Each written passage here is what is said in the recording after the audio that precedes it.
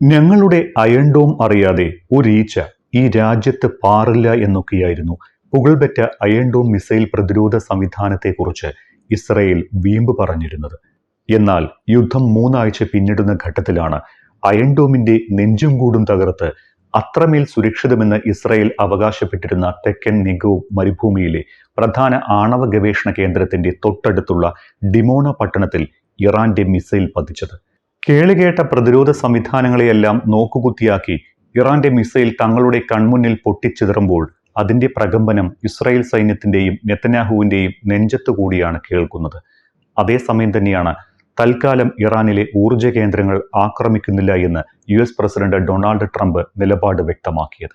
ഇതിന്റെ പശ്ചാത്തലം ഇസ്രായേലിലുണ്ടായ ഈ ആക്രമണങ്ങളും ഒപ്പം അമേരിക്കൻ യുദ്ധവിമാനങ്ങൾ ആക്രമിക്കപ്പെട്ടതുമാണോ എന്ന സംശയവും ഇപ്പോൾ ബലപ്പെടുകയാണ്.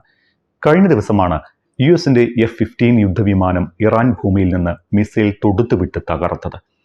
ഡിമോണയിലെ ആണവ ഗവേഷണ കേന്ദ്രത്തിന് സമീപവും മറ്റിടങ്ങളിലും മിസൈലിട്ട് ഇസ്രയേലിനെ വിറപ്പിച്ചതും ഇതേ ദിവസങ്ങളിലാണ്.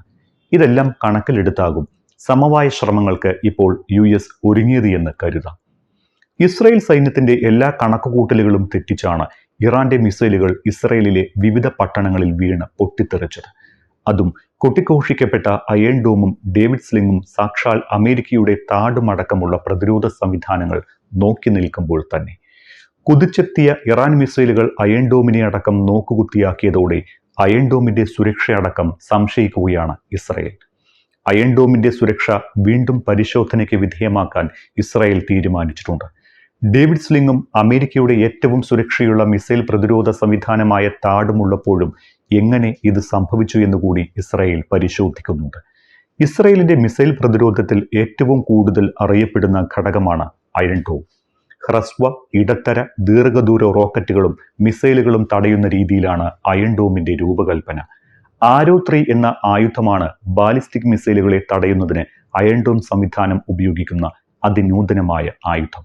ഇസ്രായേൽ പലസ്തീൻ യുദ്ധം നടക്കുന്ന സമയത്തും അതിനു മുൻപ് ഹമാസുമായി സംഘർഷമുണ്ടായിരുന്ന സമയത്തുമെല്ലാം ഹമാസിൽ നിന്നുള്ള ഹ്രസ്വദൂര റോക്കറ്റുകളും മിസൈലുകളും തടയുക എന്നതായിരുന്നു അയൺ ഡോമിന്റെ പ്രധാന ദൗത്യം. പക്ഷേ ഈ സംവിധാനം ഇറാന് മുന്നിൽ നിഷ്പ്രഭമായി പോയി എന്ന് പറഞ്ഞാൽ അതൊരിക്കലും അതിശയോക്തിയാകില്ല.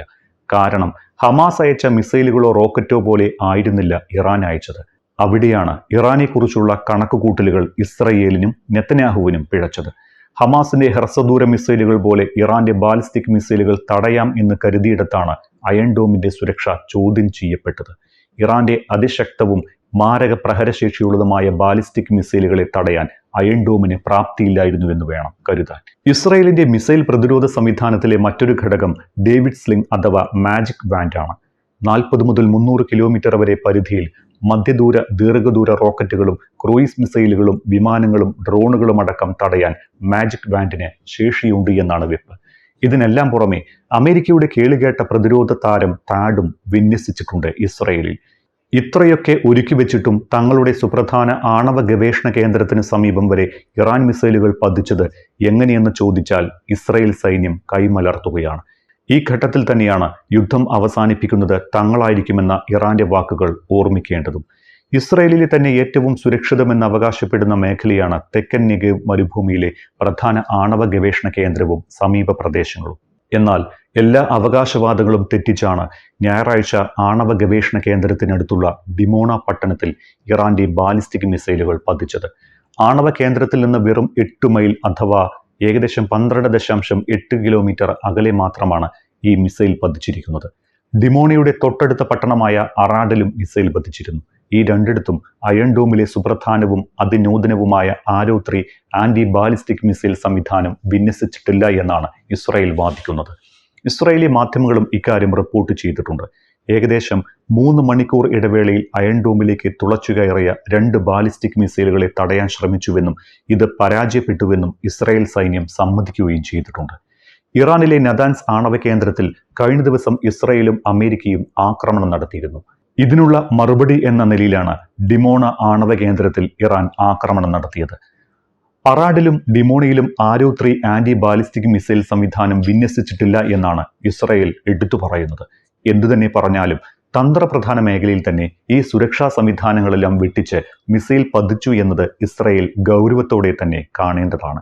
അതേസമയം ചെലവേറിയ പ്രതിരോധ സംവിധാനങ്ങൾ വിന്യസിക്കേണ്ടതിന്റെ ആവശ്യകതയും നിലവിലെ സാഹചര്യം ഉയർത്തുന്നുണ്ട്. എന്നാൽ ഇറാനുമായുള്ള സംഘർഷത്തിനായി ഉപയോഗിച്ച് മിസൈൽ ഇന്റർസെപ്റ്ററുകൾ തീർന്നുപോയതായുള്ള സമീപകാല റിപ്പോർട്ടുകൾ ഇസ്രായേൽ സൈന്യം നിഷേധിച്ചിട്ടുമുണ്ട്. ഇസ്രായേലിൽ നടന്ന ഈ ആക്രമണങ്ങളും അമേരിക്കൻ യുദ്ധവിമാനങ്ങളും ആക്രമിക്കപ്പെട്ടതോടെ US-ഉം ഇസ്രായേലും സമ്മർദ്ദത്തിലായി എന്നാണ് കരുതുന്നത്. ഒരുപക്ഷെ അതാകാം ഊർജ്ജ കേന്ദ്രങ്ങളിൽ ആക്രമണം നടത്തുമെന്ന ഭീഷണിയിൽ നിന്ന് പൊടുന്നനെ അമേരിക്ക പിന്മാറിയതും. എന്തായാലും യുദ്ധം ആരംഭിച്ചത് നിങ്ങളാണ് എങ്കിലും എങ്ങനെ അവസാനിപ്പിക്കണമെന്ന് തീരുമാനിക്കുന്നത് ഞങ്ങളായിരിക്കുമെന്ന ഇറാന്റെ വാക്കുകൾ ഇപ്പോൾ ട്രംപിന്റെയും നെതന്യാഹുവിന്റെയും ചെവികളിൽ മൂളുന്നുണ്ടാകണം. അതിനിടെ ഇറാനെതിരായ യുദ്ധം താൽക്കാലികമായി നിർത്തിവെക്കാൻ അമേരിക്ക തീരുമാനിച്ചത് ഇന്നലെയാണ്. ഈ സാഹചര്യത്തിൽ പാകിസ്ഥാന്റെ മധ്യസ്ഥതയിൽ ഇറാൻ യുദ്ധം അവസാനിപ്പിക്കാനുള്ള വെടിനിർത്തൽ ചർച്ചകൾ നടന്നേക്കുമെന്ന റിപ്പോർട്ടുകളും വരുന്നുണ്ട്. ഈ ആഴ്ച തന്നെ ഇസ്ലാമാബാദിൽ വെച്ച് അമേരിക്കയുടെയും ഇറാന്റെയും ഉന്നത പ്രതിനിധികൾ കൂടിക്കാഴ്ച നടത്തിയേക്കുമെന്നാണ് റിപ്പോർട്ടുകൾ. ഇറാന്റെ ഊർജ്ജ കേന്ദ്രങ്ങൾക്ക് നേരെ നടത്താനിരുന്ന ആക്രമണം 5 ദിവസത്തേക്ക് താൽക്കാലികമായി നിർത്തിവെക്കുന്നതായി ട്രംപ് ഇന്നലെയാണ് അറിയിച്ചത്. ഇതിന് പിന്നാലെയാണ് ഈ വെടിനിർത്തൽ നയതന്ത്ര ചർച്ചകൾക്കുള്ള നീക്കവും നടക്കുന്നത്. അതേസമയം യുദ്ധത്തിന് ഒരു വെടിനിർത്തൽ വന്നുവെങ്കിലും ഇതുവരെ കരയുദ്ധത്തിലേക്ക് കടന്നിട്ടില്ലാത്ത US ഇനി കരയുദ്ധത്തിലേക്ക് കടക്കുമോ എന്നും അറിയില്ല. പക്ഷേ കരയുദ്ധം നടത്തിയാൽ കടലിൽ തിരിച്ചടി നൽകുമെന്നും പേർഷ്യൻ ഉൾക്കടലിൽ വ്യാപകമായി മൈനുകൾ വിതയ്ക്കും എന്നുമാണ് ഇറാന്റെ ഭീഷണി. ഇങ്ങനെയൊന്ന് സംഭവിച്ചാൽ ഹോർമുസ് വഴിയുള്ള ചരക്ക് നീക്കം പൂർണ്ണമായും നിലയ്ക്കും. അത് ഇപ്പോഴുള്ളതിനേക്കാൾ എണ്ണ ചരക്ക് നീക്കങ്ങളെ പ്രതിസന്ധിയിലാക്കുകയും സമാനതകളില്ലാത്ത വിലക്കയറ്റത്തിലേക്ക് നയിക്കുകയും ചെയ്യും. ട്രംപിന് കരയുദ്ധത്തിന് പദ്ധതിയില്ല എങ്കിലും അതിനും ഒരുക്കമാണ് എന്നാണ് ഇസ്രായേലിന്റെ നിലപാട്. വെടിനിർത്തൽ പ്രഖ്യാപിച്ചിട്ടും ഇസ്രായേൽ ഇപ്പോഴും ഇറാനിൽ ചില സ്ഥലങ്ങളിൽ ആക്രമണം നടത്തുന്നുണ്ട്. ഇറാനും ശക്തമായി തിരിച്ചടിക്കുമെന്നുമുണ്ട്.